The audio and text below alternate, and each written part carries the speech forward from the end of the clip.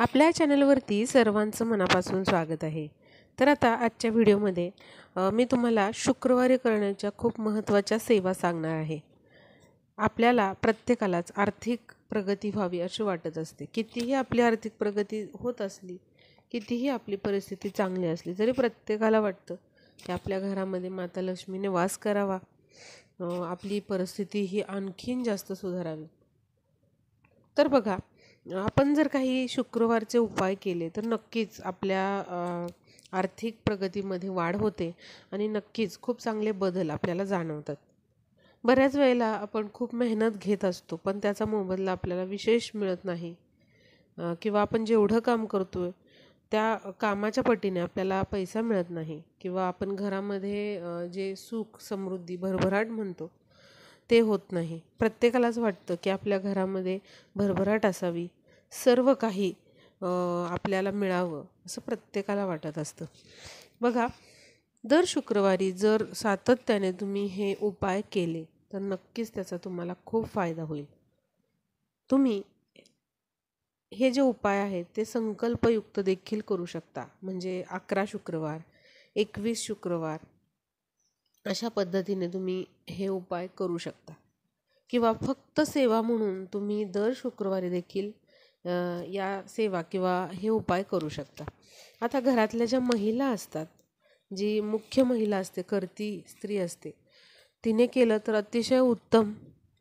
आणि जर तसं शक्य नसेल तर घरातल्या कोणीही केलं तरी चालेल. फक्त तुम्हाला मासिक पाळीमध्ये या सेवा किंवा उपाय करायचे नाही आहेत. तो शुक्रवार तुम्हाला ड्रॉप करायचा आहे. तर लगेच बघूया आपण की शुक्रवारी आपल्याला कोणती सेवा करायची आहे. तर सगळ्यात आधी बघा, ज्या शुक्रवारी आपल्याला ही सेवा करायची आहे किंवा हे उपाय करायचे आहेत त्या दिवशी आपल्याला मांसाहार घ्यायचा नाही. जर तुम्ही संकल्पयुक्त 11 किंवा 21 शुक्रवार करत असाल तरी देखील आपल्याला मांसाहार घ्यायचा नाही. कमीत कमी शुक्रवारी तरी तुम्ही मांसाहार करणार नाही याची आपल्याला काळजी घ्यायची आहे. घरामध्ये सात्विक अन्न, तुम्ही शाकाहारी अन्न बनवायचं आहे. आता हे उपाय जे आहेत ते तुम्ही सकाळच्या वेळेला करू शकता किंवा संध्याकाळी करू शकता. शक्यतो दुपारच्या वेळेमध्ये हे उपाय करू नका. शक्य असेल तर संध्याकाळी करा. 6च्या नंतर तुम्ही 6 ते 9मध्ये हे उपाय करू शकता, किंवा सकाळी केलं तरी चालेल. पण एक वेळ निश्चित करून ठेवा, सकाळी तर सकाळी, नाही तर संध्याकाळी तर संध्याकाळी.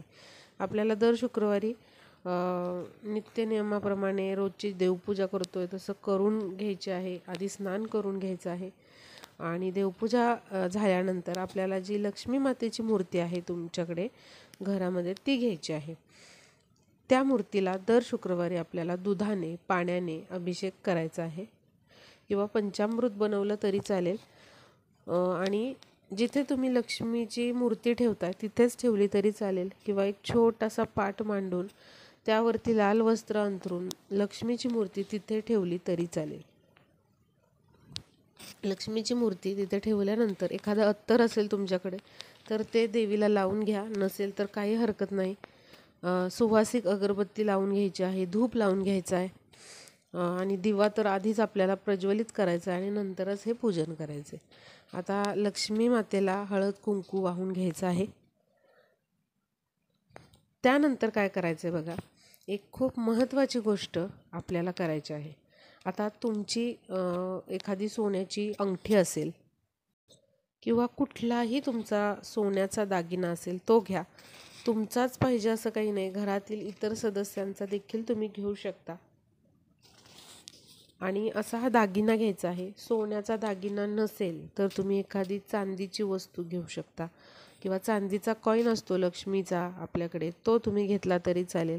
काहीच जर नसेल घरामध्ये तर 1 रुपयाचं नाणं घ्यायचं आहे आपल्याला. तर काय करायचं आहे बघा, अशा प्रकारे सोन्याची एखादी वस्तू घ्या, 1 रुपयाचं नाणं घ्या, किंवा मग चांदीचा कॉईन घ्या. तो पाण्याने स्वच्छ धुवून घ्या, दुधाने त्यावरती अभिषेक घालून घ्या, पाण्याने अभिषेक घालून घ्या, आणि त्यानंतर तुम्हाला एक वाटी घ्यायची आहे. आता तुमच्याकडे चांदीची छोटीशी वाटी असेल तर ती घ्या, किंवा नसेल तर स्टीलची कुठलीही घरातली वाटी घ्या. त्यामध्ये थोडेसे तांदूळ भरून घ्या त्या वाटीमध्ये. तांदळावरती हळद कुंकू वाहून घ्या आणि त्या तांदळावरती तुम्हाला जी तुम्ही सोन्याची अंगठी घेतलेली आहे किंवा जो दागिना घेतलेला आहे, कॉईन घेतलेला आहे, तो काय करायचा, दुधाने पाण्याने अभिषेक घालून तुम्हाला त्या तांदळावरती ठेवायचा आहे. त्या दागिन्याला पण हळद कुंकू लावून पूजा करायची आहे. लाल फूल आपल्याला शुक्रवारी माता लक्ष्मीला अर्पण करायचं आहे. गुलाबाचं असू द्या, कुठलंही लाल फूल आपल्याला अर्पण करायचं आहे. त्यानंतर खडी साखर किंवा घरातली साखर एका वाटीमध्ये नैवेद्य म्हणून देवीसमोर ठेवायची आहे आपल्याला, लक्ष्मी मातेसमोर. आणि महालक्ष्मी अष्टकमचा पठण करायचे. आता महालक्ष्मी अष्टकम कुठे मिळेल तुम्हाला, तर ऑनलाईन मिळून जाईल किंवा मग तुम्ही यूट्यूबवर ते लावू शकता. पण शक्यतो स्वतः ते पठण करा. महालक्ष्मी अष्टकम ते तुम्हाला वाचायचं आहे. त्यानंतर लक्ष्मी गायत्री मंत्र तुम्हाला 11 वेळा त्याचा जप करायचा आहे आणि विष्णू गायत्री मंत्राचा देखील 11 वेळा तुम्हाला जप करायचा आहे. आणि तुम्हाला त्यानंतर काय करायचं आहे, माता लक्ष्मीची आरती म्हणून घ्यायची आहे. तुम्ही सकाळी ही पूजा केलेली असेल तर सकाळ संध्याकाळ तुम्हाला आरती म्हणावी लागेल. आरती म्हणत असताना काय करायचं आहे, तुम्हाला एक कापूर घ्यायचा, 1 किंवा 2 कापराच्या वड्या घ्या, त्यामध्ये तूप टाकायचं आहे आणि त्यानंतर त्यामध्ये 2 लवंगा, चांगल्या लवंगा घ्यायच्या आणि त्या लवंगा त्या कापरात टाकायच्या आणि मग तुम्हाला आरती म्हणायला सुरुवात करायची आहे. असं केल्याने काय होतं, जो लवंगाचा सुगंध असतो त्या सुगंधाने माता लक्ष्मी आपल्या घराकडे आकर्षित होते, प्रसन्न होते. त्यामुळे आपल्याला अशा पद्धतीने कापूर जाळायचा आहे. त्यामध्ये 2 लवंगा टाकायच्या, तूप टाकायचं आहे आधी कापरामध्ये आणि नंतर माता लक्ष्मीची आरती म्हणून घ्यायची आहे.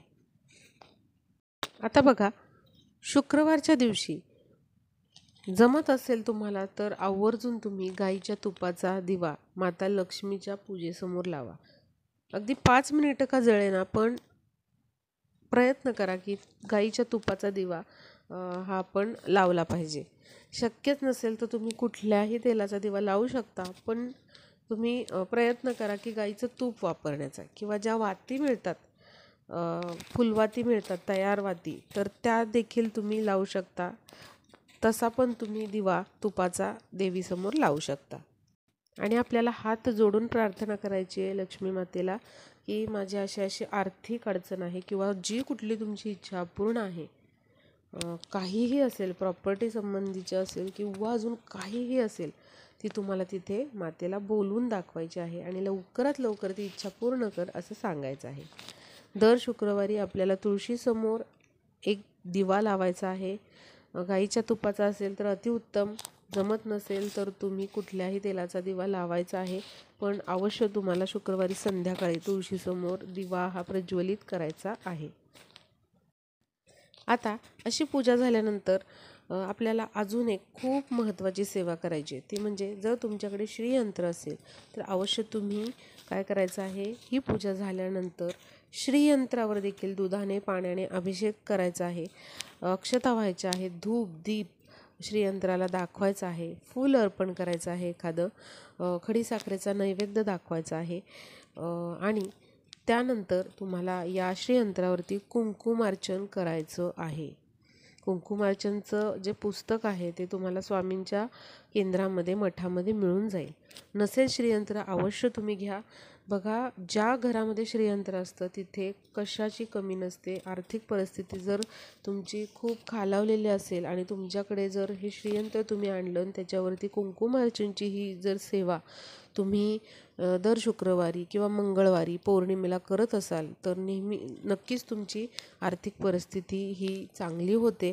नक्कीच तुमची आर्थिक प्रगती होते. कारण खूप चांगला बदल आपल्या घरामध्ये या श्रीयंत्रामुळे घडतो. खूप पॉझिटिव्ह लहरी निर्माण होतात आणि आपल्या घरामध्ये सुख समृद्धी भरभराट येण्यास मदत होते.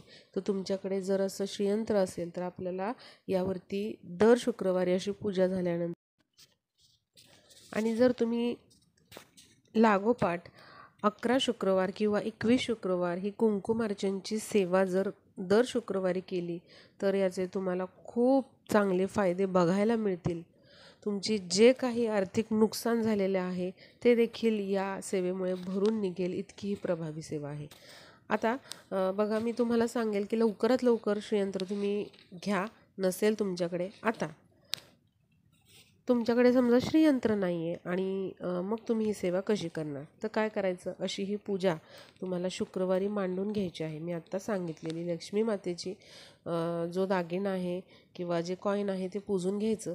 आणि श्रीयंत्र नसेल तर काय करायचं, श्रीसूक्तचा पाठ तुम्ही करायचा आहे. म्हणजे महालक्ष्मी अष्टकम म्हणायचं, श्रीसूक्त म्हणायचं आणि त्यानंतर माता लक्ष्मीची आरती करायची. श्रीसूक्त तुम्हाला येत नसेल तर यूट्यूबवरती लावा किंवा ऑनलाईन तुम्हाला भेटून जाईल, ते तुम्ही स्वतः म्हणण्याचा प्रयत्न करा. पण श्रीसूक्तचा पाठ दर शुक्रवारी जी व्यक्ती आपल्या घरामध्ये करते, जी महिला आपल्या घरामध्ये करते, तिला कशाचीच कमतरता भासत नाही. त्या घरामध्ये नेहमी सुख समृद्धी भरभराट ही येतेच. त्यामुळे अवश्य या सेवा आपल्याला शुक्रवारी करायच्या आहेत. तुमचा विश्वास जरी नसेल तरी तुम्ही ही सेवा सुरू करा, हे उपाय करायला सुरुवात करा. बघा, नक्कीच तुमच्या घरामध्ये खूप चांगले आणि खूप छान असे बदल घडून येतील. तुम्हाला स्वतःला आश्चर्य वाटेल, इतके छान असे फायदे तुम्हाला होतील. तर अवश्य दर शुक्रवारी तुम्ही हे उपाय करत चला. सलग 11 किंवा 21 शुक्रवार केले तर त्याचे आणखीन जास्त फायदे तुम्हाला बघायला मिळतील. आता हे उपाय तुम्ही कधीपासून सुरुवात करू शकता? तर कुठल्याही शुक्रवारी तुम्ही हे उपाय करायला सुरुवात करू शकता. फक्त मासिक पाळीमध्ये त्या शुक्रवारी हे उपाय करू नका.